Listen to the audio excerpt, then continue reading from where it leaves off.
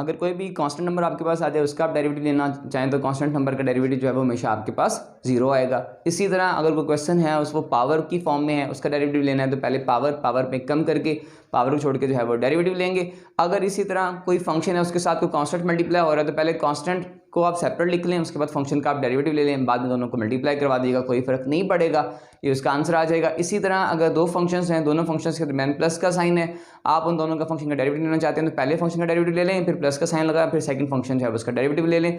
Same यही काम plus में, यही काम जो है वो आप सब्ट्रैक्शन में भी यही काम करेंगे कि पहले फंक्शन फिर माइनस का साइन और फिर जो है वो दूसरे फंक्शन का आप डेरिवेटिव ले लेंगे।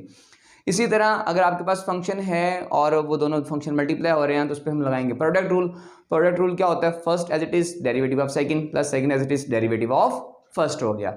इसी तरह अगर आप क्वेश्चन, आपके पास दो फंक्शन है वो बटे में लिखे हुए मीन्स क्वेश्चन में है, आप उस पर रूल लगाना चाहते हैं। क्वेश्चन रूल क्या होता है? नीचे वाले का स्क्वायर, नीचे वाला एज इट इज, ऊपर वाले का डेरिवेटिव माइनस ऊपर वाला एज इट इज, नीचे वाले का डेरिवेटिव। इसको अगर हम एफ ऑफ एक्स और जी ऑफ एक्स में लिखें तो जी ऑफ एक्स का square, g of x as it is, f of x का derivative minus f of x as it is और जी ऑफ एक्स का जो है वो डेरिवेटिव। ये आपके पास सिंपल से रूल्स हैं डेरिवेटिव को सॉल्व करने के। लेकिन ये रूल्स जो हैं इसमें प्रोडक्ट रूल और quotient rule is the most important rule. ये दोनों रूल्स जो हैं वो बहुत ही इंपॉर्टेंट है। बिस्मिल्लाहिर्रहमानिर्रहीम, अस्सलाम वालेकुम, I am Ibrar Mumtaz from YouTube channel math hospital Ibrar में आपको वेलकम करता हूँ। डेरिवेटिव को एक्सप्लेन करने के लिए डिफरेंट साइंसदानों ने डिफरेंट एक्सप्रेशन यूज़ किए। तो सबसे पहले हम जिसके बारे में पढ़ेंगे वो है लेबनीज़। लेबनीज़ ने डेरिवेटिव को एक्सप्लेन करने के लिए उसने यूज़ किया d y over d of x या फिर उसने यूज़ किया d f of d of x. इसी तरह एक और साइंसदान है जिसका नाम लैग्रांज है। लैग्रांज ने जो है वो डेरिवेटिव को एक्सप्लेन करने के लिए क्या F of dash of x उसने यूज़ किया। और इसी तरह न्यूटन था, न्यूटन भी एक साइंसदान है जिसने डेरिवेटिव को एक्सप्लेन करने के लिए सिर्फ एफ ऑफ एक्स को ही यूज़ किया। एफ ऑफ एक्स से उसने कहा कि अगर एफ ऑफ एक्स जो है यही आपका डेरिवेटिव होगा। इसी तरह एक काशी एक साइंसदान था, काशी ने जो है वो डेरिवेटिव को रिप्रेजेंट करने के लिए डी कैपिटल डी और एफ ऑफ एक्स जो है वो यूज़ किया। डिफरेंट साइंसदानों ने डिफरेंट सिंबल्स या डिफरेंट एक्सप्रेशन जो है वो यूज़ किए। हम ज़्यादातर जो है लोअर क्लासेस में लाइक एफएससी में जो है वो हम दो ही पढ़ते हैं, या लेबनीज़ वाला या फिर जो है वो लैग्रांज वाला, मतलब D by D F x वाला, या फिर लैग्रांज ने जो किया था, लैग्रांज ने किया था कि F of dash of x, F dash of x, ये दो हम ज़्यादातर यूज़ करते हैं। आप दूसरे भी यूज़ कर सकते हैं, कोई प्रॉब्लम वाली बात नहीं है, लेकिन ज़्यादातर हम ये यूज़ करेंगे। अब अगर हमें किसी भी फंक्शन का डेरिवेटिव लेना हो तो पहले हमें ये देखना पड़ता है कि जो हम फंक्शन ले रहे हैं ये फंक्शन किस फंक्शन जो है वो किस तरह का है। हर फंक्शन को की पहले नोयत देखनी पड़ती है। जब हम नोयत देखते हैं तो उसके बाद जो है वो उसका डेरिवेटिव हम लेते हैं। तो अगर आपके पास कोई भी कांस्टेंट आ जाता है, उस कांस्टेंट का डेरिवेटिव क्या होगा? कांस्टेंट का डेरिवेटिव हमेशा आपके पास जीरो आता है। क्यों जीरो होता है? क्योंकि डेरिवेटिव जो होता है is a small change in the function. जब हम किसी फंक्शन में कोई चेंज ला ही नहीं सकते, फंक्शन में हम चेंज नहीं ला सकते, तो फंक्शन में चेंज नहीं ला सकते तो क्या उसका डेरिवेटिव ले सकते हैं? बिल्कुल भी नहीं ले सकते। इसलिए उसका किसी भी कांस्टेंट का डेरिवेटिव क्या हो जाएगा? जीरो। जैसा कि अगर हम देखें, अगर आपके पास f of x is equal to 3 हो, जब मैं इसका डेरिवेटिव लूंगा तो डेरिवेटिव क्या आ जाएगा? D over d of x of 3। इसका आंसर जो है वो आपके पास क्या आ जाएगा? ज़ीरो आ जाएगा। इसी तरह हम जितने भी कांस्टेंट लेंगे, आप 3 ले लें, आप एफ ऑफ एक्स जो है वो आपका 5 ले लें, आप एफ ऑफ एक्स जो है वो बड़ी वैल्यू भी ले लें, 3, 9, 5, 7, 11, 13, जो मर्जी ले लें, जितनी मर्जी बड़ी वैल्यू हो, जितनी मर्जी छोटी वैल्यू हो, जब भी हम इनका डेरिवेटिव लेंगे इसका आंसर हमेशा आपके पास जो है वो ज़ीरो आएगा। ये था कि अगर आपके पास कोई भी कांस्टेंट आता है, कांस्टेंट का डेरिवेटिव हमेशा हमने क्या लेना है? हमने हमेशा ज़ीरो लेना है। इसी तरह अगर आपके पास कोई भी फंक्शन इस तरह का आ जाए जिसके ऊपर पावर हो, like f of x is equal to x की पावर 3, या आपके पास आ जाए f of x is equal to x की पावर 9 आ जाए, कोई भी जिसके ऊपर पावर आ जाए। अगर कोई भी क्वेश्चन आपके पास इस तरह का हो जिसकी पावर हो, उसके लिए हम उसको कहते हैं पावर रूल। वो क्या होता है? वो ये होता है कि आपने पहले पावर लिखनी है, पावर में से एक कम करके लिखना है और पावर को छोड़ के जो है वो आपने डेरिवेटिव लेना है। मतलब पहले पावर में एक कम करके और पावर को छोड़ के डेरिवेटिव। अब इसका अगर मैं डेरिवेटिव लेना चाहूँ तो d over d of x f of x is equal to d over d of x x की पावर 3। तो मैंने क्या कहा, पहले हम पावर लिख लेते हैं, पावर क्या आ गई 3 होगी, और इसी तरह इसकी पावर जब कम करेंगे 3 - 1 हो जाएगा, तो D x over d of x. यहाँ हमने देखा कि इसमें कोई फर्क नहीं पड़ा, यहाँ पे d x over d of x ही आया आपका, इसका 1 आ जाएगा, इसको लिखें या ना लिखें को फर्क नहीं पड़ता होता। तो ये बन गया आपके पास 3 × x की पावर 2 आ गया, ये आपका आंसर आ गया।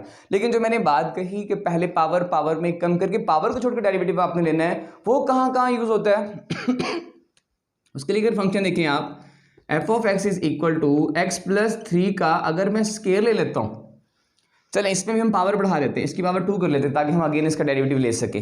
तो यहाँ देखें क्या होगा, अगर मैं इसका डेरिवेटिव लूंगा, अब मैं डेरिवेटिव के लिए मैंने डायरेक्ट ये वाला साइन यूज कर दिया, आप इस तरह भी लिख सकते हैं, आप डायरेक्ट जो है वो ये साइन लगा के भी इसको एक्सप्लेन कर सकते हैं। अब क्या होगा, पहले हम लिखेंगे, पावर आ जाएगी आपकी, पहले पावर कितनी है जी 2, पावर आ गई। अब क्या होगा, एक्स का स्क्वायर प्लस 3 और 2 - 1, मतलब एक उसमें से पावर कम कर दें।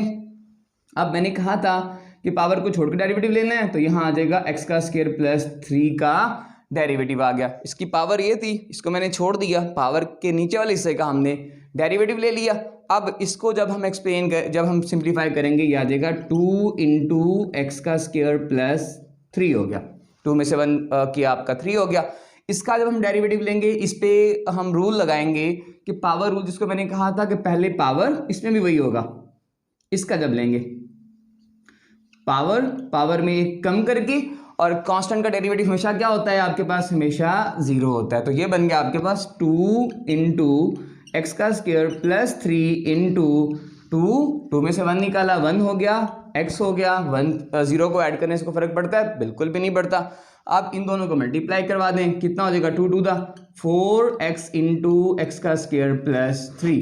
इसको हम बोलते हैं पावर रूल, कि अगर आपके पास कोई क्वेश्चन आ जाए जिसके ऊपर पावर हो, तो पहले पावर में कम करके, पावर को छोड़ के जो है वो डेरिवेटिव लिया जाता है। तो ये आपके पास एक रूल है। अगर आपके पास किसी भी फंक्शन के साथ कांस्टेंट नंबर आ जाए, मतलब फंक्शन भी है सादे कांस्टेंट भी है, दोनों आपस में मल्टीप्लाई कर रहे हैं, उसका हम डेरिवेटिव कैसे लेंगे, उसका डेरिवेटिव हम यूँ लेंगे कि पहले जो कांस्टेंट आपके पास है, कांस्टेंट को सेपरेट बाहर निकाल लें, कांस्टेंट के अलावा जो बाकी फंक्शन है उसका हम जो है वो डेरिवेटिव ले लें, हम ले सकते हैं। इसी तरह अगर इस एग्जांपल देखें, तो मैं अगर एफ ऑफ एक्स लूँ, f of x is equal to 3x square हो गया, मैं इसका डेरिवेटिव लेना चाहता हूँ। तो इसके लिए मैं क्या करूँगा, अगर मैं इसका डेरिवेटिव लूँगा, f of x is equal to 3, इसको मैंने नहीं किया, इसका हम डेरिवेटिव ले लेते हैं, 3 और x का स्क्वायर हो गया, ये 3 हो गया, इसका डेरिवेटिव क्या आ जाएगा 2x, पहले पावर में एक कम करके, पहले पावर लिखेंगे, फिर पावर में क्या कर देंगे, एक कम कर देंगे, तो ये आ जाएगा आपके पास 3 × 6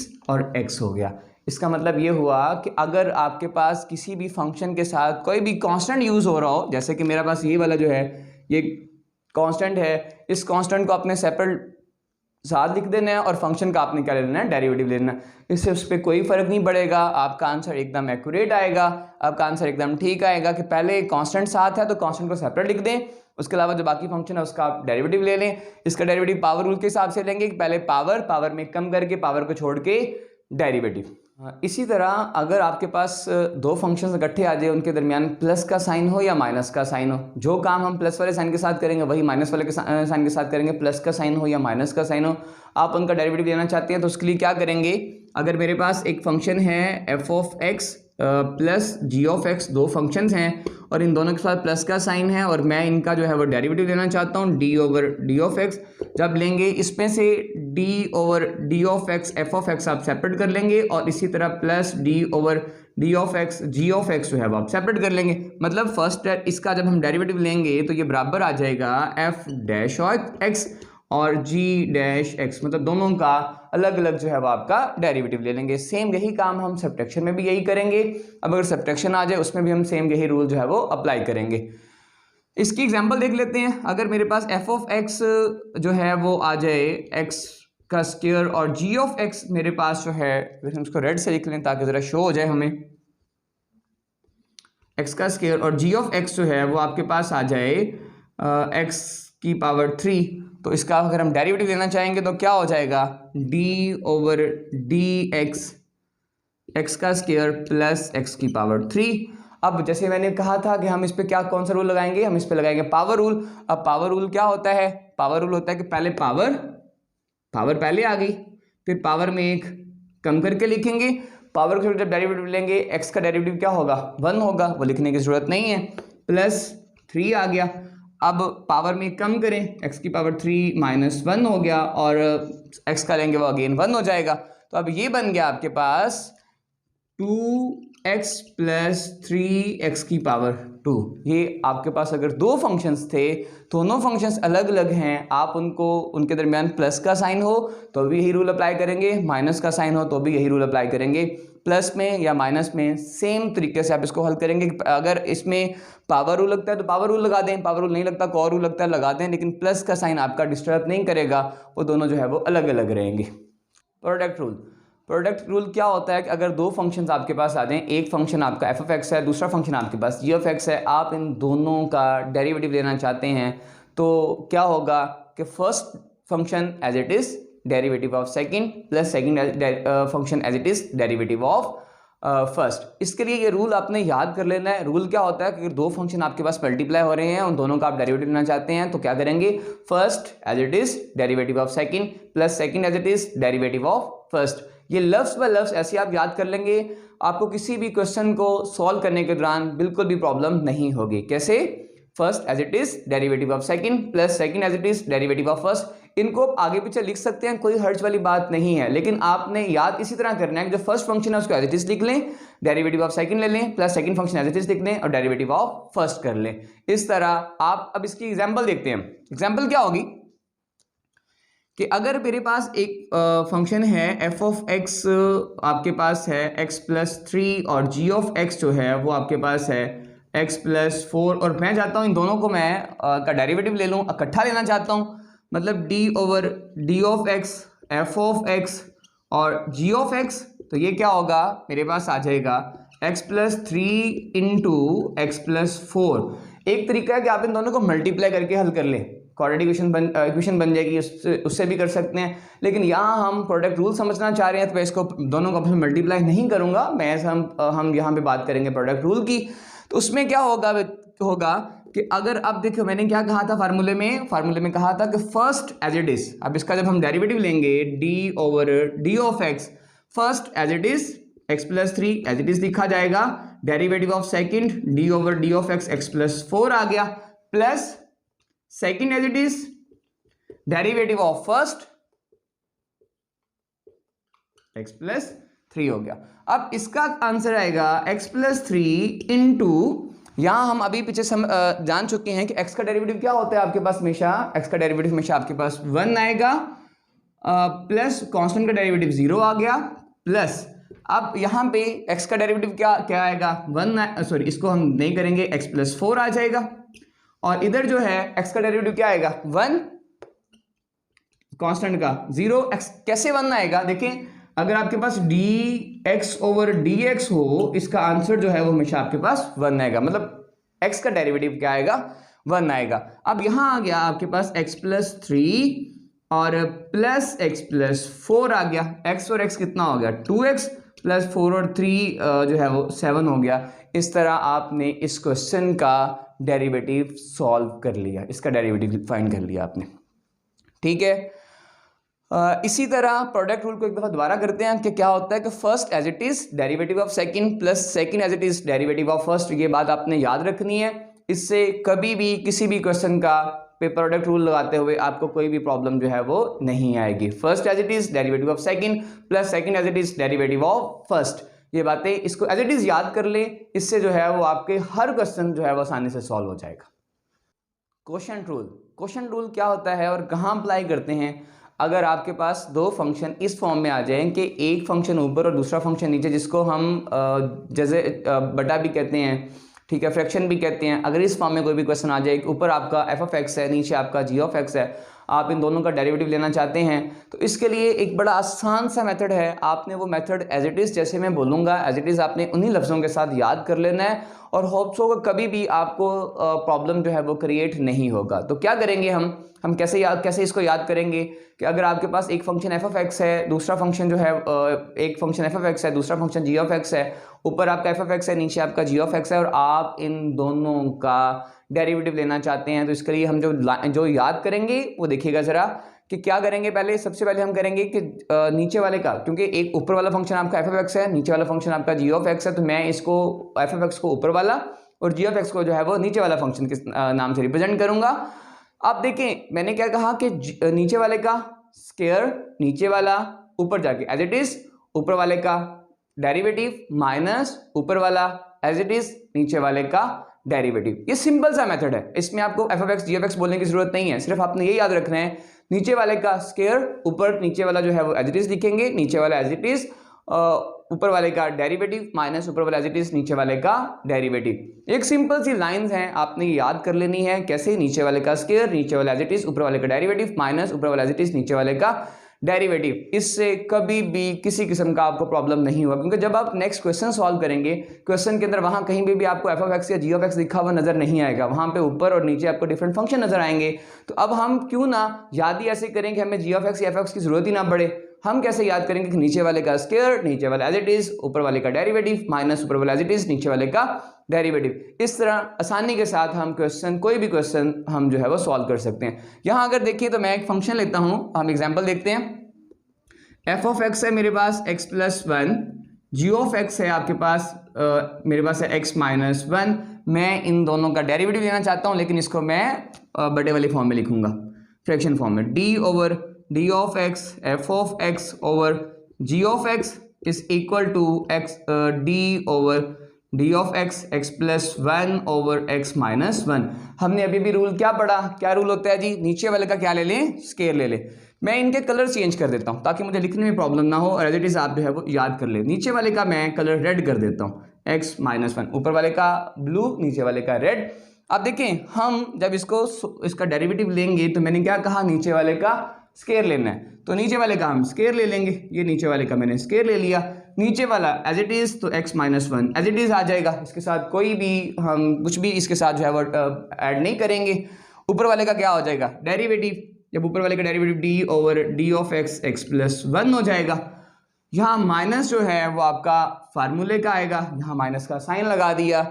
उसके बाद नीचे वाला एज इट इज, नीचे वाले का नीचे वाले का स्क्वायर, नीचे वाला एज इट इज, ऊपर वाले का डेरिवेटिव माइनस ऊपर वाला एज इट इज लिखेंगे, एक्स प्लस वन जो है वो आपका एज इट इज आ जाएगा, और नीचे वाले का हम क्या लेंगे, डेरिवेटिव लेंगे, d over d of x x minus one.